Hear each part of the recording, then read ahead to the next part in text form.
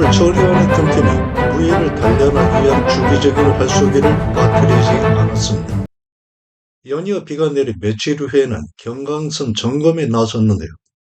경강은 한강으로 세곡과 진상하는 물품 등을 서해를 경유하여 한강을 통해 한양으로 조운했는데 이 조운선을 경강선이라고 했습니다. 곡창지대인 전라도에서의 세곡 등 운반을 위한 경강선의 관리 또한 주 임무 중 하나였는데요. 식후에 경강선을 점검했다. 배를 타고 소포로 가려 하는데 마침 동풍이 크게 불었고 격군도 없어서 돌아왔다. 동원에 나가 공무를 보다 활 10손을 쏘았다. 소포는 거북선 등의 전선이 있는 곳입니다. 격군은 노전능 군사로 당시 격군이 없던 것은 수군에 격군이 많이 부족했음을 나타내는 것으로 보이는데요. 7반 천역 중 하나인 수군의 군사 부족은 임진란 내내 심각한 문제로 작용했습니다. 동호는 공무를 처리하는 장소이고 일수는 화살 5발을 가리키는데요. 다음 날인 1592년 3월 13일에는 전라도 순찰사의 서신을 받게 됩니다. 순찰사는 왕명으로 군무를 순찰하는 임시 직책으로 전라도 관찰사 이광이 겸임하고 있었습니다. 순찰사는 직책상 이순신의 상급자로 직무상의 일을 논의하기 위해 부르는 내용이었을 것인데요. 임진란이 발발하기 바로 한 달 전의 일입니다. 다음 날에는 하루 종일 비가 거세게 내리는 가운데 순찰사를 만나기 위해 순천으로 향합니다. 순찰사를 만나기 위해 순천으로 가는데 내리는 빗줄기가 매우 거세 지나는 길을 분간하기조차 어려웠다. 어렵게 선생원에 도착해 말에게 먹이를 주고 다시 길을 나서 해농 창평에 다다르니 길을 삼킨 물의 깊이가 무릎을 넘어 오르는 정도나 되었다. 힘겹게 순천부에 도착해 저녁에 순찰사와 현안에 대한 깊은 이야기를 나누었다. 전라 자수영에서 순천에 이르는 사이에 위치한 선생원에는 당시 필요한 석재를 조달하는 채석장이 있었습니다. 시간이 다가올수록 전란의 기운을 더욱 강하게 느끼게 되었던 것일까요? 이 시기 일본에서는 출정 계획을 더욱 구체화하고 각 번의 영주인 다이묘들이 조선 침략의 전초기지인 대마도로 차례차례 분산 집결하고 있었습니다. 침략의 명분이 필요한 일본은 겉으로는 정면가도를 내세웠지만 실제로는 일본 전국을 통일한 도요토미 히데요시에 의해 부족한 봉건 영토의 확충을 위한 조선 침략이 획책되었던 것인데요. 3일 후 본영으로 돌아온 이순신은 주변을 탐색하고 거북선 등의 건조와 정비에 더욱 힘을 기울이면서 군사들의 기강을 세움에 노력을 다합니다. 비가 거침없이 쏟아져 내렸다. 동원에 나가 공무를 처리하고 각각의 물품 출납 상태를 점검했다. 순천 관내에 대한 수토가 계획한 기한 내에 이루어지지 못했기 때문에 대리장수와 담당하전, 도원도 등에게 책임을 물었다. 사도첨사에게도 공문을 보냈는데 독자적으로 수토했다고 하니 한나절 만에 내나라도, 외나라도와 대평도와 소평도의 섬들을 모두 수토하고 그날로 돌아왔다고 하는 말은 명백한 허위이다. 이러한 거짓을 확고하게 바로잡기 위해 흥양현과 사도진에 공문을 보냈다. 몸 상태가 매우 좋지 못해 일찍 들어왔다. 군량과 무기, 화약 등 군수품의 소진 상황과 비축 물품의 현황을 파악하여 유사시에 대처하는 것은 지휘관이 수행해야 하는 임무로 가장 중요한 것 중 하나이기도 한데요. 수토는 수색하여 토벌한다는 의미로 도서지역의 특성상 사람들의 이목이 닿지 않는 곳이 많아 평시에는 불법적인 이주민 등의 상황을 파악하고 위급 사태 시에는 적들의 침입 행위를 저지하기 위해 정기적으로 행하던 수색 활동이었습니다. 허위 보고를 한 사도첨사는 오포 순찰 시에도 허술한 방비 상태로 이순신의 심사를 어지럽힌 인물인데요. 흥양현과 사도진이 서로 인접해 있어 두 곳을 모두 조사해 거짓을 밝히는 것이 합리적이기 때문이었을 것입니다. 대리장수는 지휘관이 공석일 때 임시로 대신하는 장수이고 도훈도는 지금의 부사관처럼 실무를 담당하던 직책입니다. 충무공 이순신은 격한 감정의 기복 상태를 겪거나 깊은 심정적 갈등을 경험한 후에는 신경성적인 육체적 고통에 시달리곤 했고 이러한 증세는 이후에도 변함없이 지속되어 갑니다. 다음날 이순신은 아침 내내 자리를 떨치고 일어나질 못했는데요.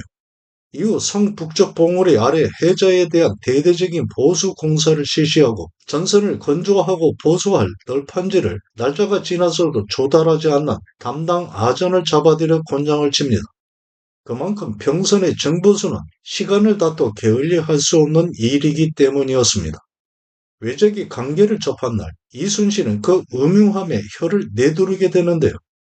우후가 수토를 마치고 무사히 돌아왔다. 송일입이 순찰사에 답신을 가져왔는데 답신에는 영남 관찰사가 대마도주에게서 받은 서신 내용도 들어있었다.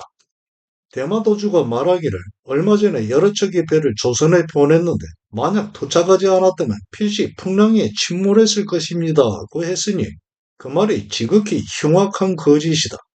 동네에서 훤하게 서로 바라볼 수 있는 바다인데 어찌 그럴 리가 있겠는가. 이와 같은 거짓으로 남을 속이려고 하니 그 간사함은 끝이 없다. 대마도주가 영남 관찰사에게 보낸 서신은 일종의 외교문서와 같은 것인데요. 조선과의 무역을 위해 세견선을 보냈지만 도착하지 않았다면 도중에 파도에 휩쓸려 침몰했음이 분명하다고 하는 침략 의도를 숨기고자 하는 일본이 평화를 가장하기 위해 관계를 부리고 있음을 이순신은 쉽게 파악한 것입니다. 우후는 수사 다음의 직책으로 수사를 보좌하는 정사품의 벼슬입니다. 임진년 발발 보름여 전인 1592년 3월 27일 때마침 날이 밝고 바람도 없는 날에 쇠사슬로 적선의 침입을 차단하는 시설 설치를 감독하고 더불어 거북선에서 화포를 시험 발사하는 광경을 지켜봅니다. 맑고 바람도 없다. 아침 식사 후 배를 타고 소포에 이르러 철쇠를 가로질러 설치하고 지주목 세우는 일을 하루 내내 감독하며 살펴보았다. 더불어 거북선에서 화포 발사하는 훈련도 지켜보았다. 이미 오래전부터 이순신은 쇠사슬을 제조하게 하고 채석장에서 쇠사슬로 얼걸매 돌을 구해와 구멍을 뚫게 하는 등의 많은 준비를 해오고 있었습니다. 전라 자수영에 선소가 있는 소포에서 앞에 있는 돌산도 사이의 해로에 바다를 가로질러 철새 방비 시설을 설치함으로써 적선의 침입을 저지하고자 한 것입니다. 거북선에 관한 기록은 이미 1413년 태중 13년에도 나타나고 있는데요. 당시 임진도를 건너던 태종은 외선을 상대로 거북선이 전투 훈련하는 상황을 지켜보게 됩니다. 임진도는 임진강 교통요지에 세워진 나루터인데요. 거북 모양을 한 전선이 이때에도 존재하고 있던 것입니다. 충무공 이순신은 기존의 판옥선과 거북선을 전란을 대비해 나대형 등과 함께 더욱 실전적으로 개량한 것입니다. 임진왜란 내내 이순신을 따라 종군한 장족하 2부는 충무공 이순신 사후에 작은아버지의 일대기인 행록을 저술했는데요. 이 행록에서 장족하 2부는 이순신 등이 전란을 대비해 건조한 거북선의 형상에 대해 기술하고 있습니다. 판자로 덮은 위에는 칼과 송곳을 꽂아 적이 발붙일 틈을 없앴고 칼과 송곳 사이로 작은 길을 내어 우리 군사가 다닐 수 있게 하였다. 앞머리에는 용의 묘리 형상을 만들어 입에는 구멍을 뚫어 화포를 설치하였으며 뒤는 거북의 꼬리 모양이었다. 그 생긴 모습이 거북과 같아 보여 거북선이라 하였다. 충무공 이순신은 처음에 두 형 이희신, 이효신을 따라 유학 공부에 열중했는데요. 그러나 아버지와 두 형이 일찍 사망하면서 집안의 가장이 된 이순신은 무장의 길을 걷게 됩니다. 이순신이 지휘한 조선의 판옥선과 거북선은 밑바닥이 평평한 평저선인데요. 회전 반경이 짧아 방향 선회가 빨랐기 때문에 한쪽에 화포를 발사하고는 재빨리 배의 방향을 바꿔 다른 쪽에 화포를 발사함으로써 순간적인 화력의 우세를 점할 수 있기도 했습니다. 조속 간만에 차가 심한 조선 해안의 특성에 맞게 개량되어 왔기 때문에 주로 연안용으로 발전되어 왔고 물의 저항을 많이 받아 풍랑이 약해 그만큼 노젓는 격군의 피로는 증가했으며 외선에 비해 속도는 느렸습니다. 조선에서 많이 자라는 소나무와 참나무를 이용해 만들어 배는 단단했으나 그만큼 중량이 많이 나가 필요한 격군의 수는 증가했고 실을 수 있는 화물의 양도 감소했습니다. 조선 수군의 주력 전투선인 판옥선은 배의 중심축에 해당하는 연골 없이 나무못을 이용하여 판자를 이어 붙이듯이 만들어 조립과 분해가 용이했는데요. 반면에 왜군의 지휘선인 안택선과 주 전투선인 새끼분해는 배 밑바닥이 뾰족한 첨저선이었습니다. 때문에 풍랑이 강하고 속도가 빨라 원거리 항해가 가능했는데요. 파도에 대한 저항력이 강했지만 첨자선인 관계로 방향을 바꿀 때 회전 반경이 커져 그만큼 거리와 시간은 증가했습니다. 일본에서 주로 자라는 재질이 소나무와 참나무보다 가볍고 다소 약한 삼나무를 이용해 만들었고 용고를 중심으로 쇠못을 이용해 판자를 연결해 제작했습니다. 화포를 발사할 때 평저선인 판호선보다 반동 흡수력이 약해 명중률이 떨어질 수도 있었는데 근접전과 백병전을 장점으로 삼았던 왜적은 임진왜란 당시 조선 침략을 속전속결로 매듭 짓는다는 계획하에 보다 더 많은 군사와 물자를 신속하게 수송하기 위해 전선에 많은 화포를 설치하지는 않았지만 왜군이 소지한 조총에는 조선의 화포인 현자총통을 능가하는 파괴력을 보인 대구경도 있었습니다. 안택선과 새끼분의 앞머리는 연골이 연장되어 뾰족한 형태였는데요. 일반적으로 평가되기에는 각각의 사용된 나무의 재질로 보아 충돌 시에는 조선의 반옥선이 왜군의 안택선과 새끼분해보다 강했을 것으로 보고 있기도 합니다.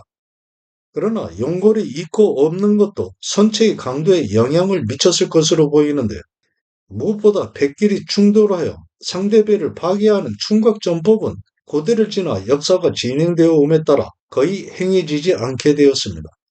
중세에 이르면서 선박 건조에 필요한 일반적인 기술과 재료는 크게 차이나지 않았기 때문인데요.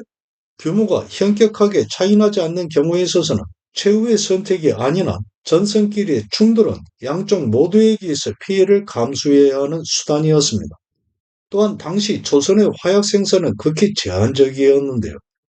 중국에는 화약 연료인 질산염을 포함한 광석인 소석이 많아 화약을 생산함에 문제가 없었지만 뒤늦게 화약 제조 기술이 도입된 조선에서는 질산염을 만들어낼 재료 찾기가 매우 어려웠고 따라서 필요한 양의 화약을 생산해내는 것은 언제나 힘든 일이기만 했습니다. 그렇기 때문에 외적과 마주하여 판옥선에서 화포의 우세를 이용해 제한 없이 마음껏 발사해 적을 제압할 수 있는 형편도 못 되었는데요. 또한 육전에서도 그랬지만 해전에서도 이순신이 이끈 조선 수군은 언제나 함선의 수와 가용할 수 있는 물자의 양에서 압도적 열세 속에 전투를 치러야만 했습니다. 결국 전장에서의 승패는 지휘관의 역량과 그들이 발휘한 전투 의지에서 갈리게 되었던 것입니다. 왜적이 침략해온 날 경상 좌수사 박홍과 경상 우수사 온규는 당시 조선이 보유하고 있던 판옥선의 3분의 2 이상을 거느리고 있었음에도 제대로 된 대응조차 하지 못하고 거의 모든 배를 스스로 수장해버리고 말았는데요. 이순신이 옥에 갇히고 통제사가 된 온규는 계속해 외적과의 전투를 회피하다가 이끌리다시피 나간 칠천령 해전에서 그동안 어렵게 구축해온 조선 함대를 외적의 유인에 속아 기습 공격에 힘 한 번 쓰지 못하고 속수무책으로 전멸시키고 말았습니다. 이 칠천령 해전에서 오직 13척의 판옥선만 남아있게 되었는데요. 그러나 다시 통제사된 이순신은 이 13척의 판옥선을 이끌고 전혀 구람 없이 10배 이상의 함선을 동원한 왜적에 맞서 명량해전을 승리로 이끌어 끊어져 가던 조선의 숨통을 다시 살려냈습니다. 조선과 일본이 한판의 결전을 벼르고 마주한 한산도 해전에서도 이순신은 남아있는 수군을 이끌고 나가 기세 등등한 왜적을 상대로 대첩을 거둬 제해권을 장악하게 됨으로써 멸망에 가던 조선을 구했는데요. 정유년 재취입 후 일본으로 퇴각하려 하는 왜적을 그냥 놓아 보내려 한 중국 장수들에 맞서 한 놈의 왜적도 살려보내지 않겠다고 각오한 이순신은 끝까지 적을 쫓다가 나라의 운명과 자신의 목숨을 바꾸었던 것입니다.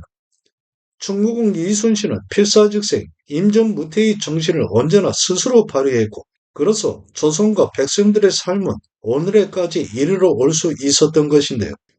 당시 조선에는 천자총통, 지자총통, 현자총통, 황자총통 등의 호가 있었는데 이 화포들의 명칭은 천자문의 순서를 따른 것이고 그 크기도 글자의 순서에 따라 천자총통이 제일 컸습니다.